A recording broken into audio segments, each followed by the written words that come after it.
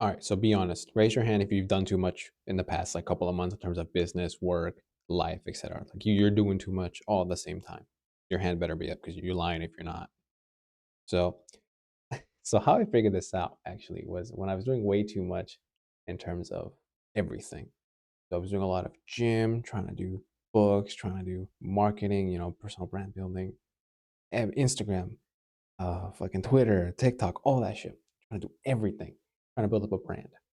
And I burnt the fuck out so fast because I was doing so many different things at the same time and was making very little progress. I don't know if you've had the same similar thing to me where doing so much and you're moving a little bit on this thing, a little bit on that thing, a little bit on this thing, and it just repeats and repeats and repeats day after day, month after month. So you're not really getting anywhere. And if you are, it's very, very small. You don't notice it. So I had to figure out what was going on. Why was I not making progress and tired of shit all the time? The answer was very actually simple. I thought about improving work ethic in the wrong manner. Let me explain. So, the book I read to kind of figure this all out was a book called Essentialism by not Greg, by Greg, I don't remember his last name, McKinney, I think his name is. Um, it basically talked about doing less, but making sure it is impactful to what you do. And it was also very helpful in terms of how I live currently. So, what that means is in the book, it talked a lot about doing a lot ain't good, duh, but doing few things with a lot of energy invested, very good. To simple it down for some people who may not get it. So instead of having like 18 different things, you pick like one or two. So instead of progress looking like this, very small, it's just this.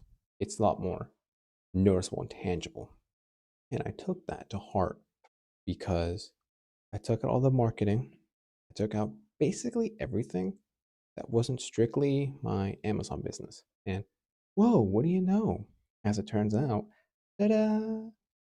Amazon business went really well. And I didn't miss not having everything else that I was working on because, as it turns out, I didn't need it.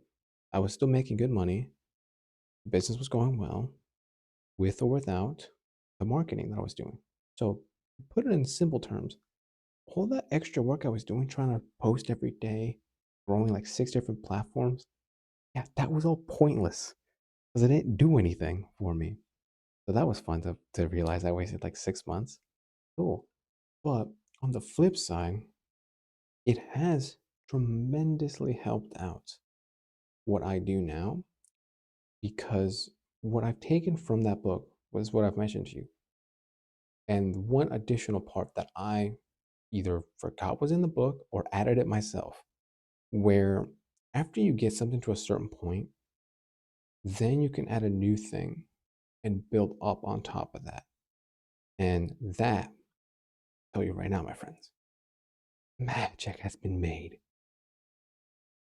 So currently, at the time of this recording, I've taken a step back on sourcing for Amazon. It's currently the holiday season. We're gearing up, and I've kind of burnt out a lot of the inventory potential here. I don't know much left, but that's the point. So I'm currently working a lot more on recording videos, planning videos, and courses and such. And what you may have noticed is that's not a whole lot. But to give you a visual, I have sourcing in one end, courses on N2, videos on N3. That's all I'm doing for November. I'm not doing anything else that isn't those three because if I tried to do more, then I would just overexert myself unnecessarily in things that doesn't matter right now. Because I have a lot of plans to push forward a lot of social media content. So X, Twitter, IG meme page, Pinterest, etc. Like I want to post more to get my name out there. More. Because I want to grow this YouTube channel. So that's kind of my goal. But if I do it now, I'm going to burn out way too fast and get behind on the other stuff. So it makes sense to just focus on those three things rather than trying to add a fourth.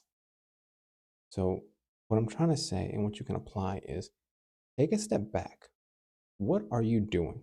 If you look at everything that you're doing, could you eliminate some things, get some time back, get some energy back, and put those into things that actually move the needle for you in your life? So, whether that be maybe, for example, make it easy, maybe you go watch YouTube for like 2, 3 hours every day, for example. If you take an hour or two of that, you can still watch it, but move it to maybe business, maybe work, etc. Might get more time investment back. Also applies with productive things.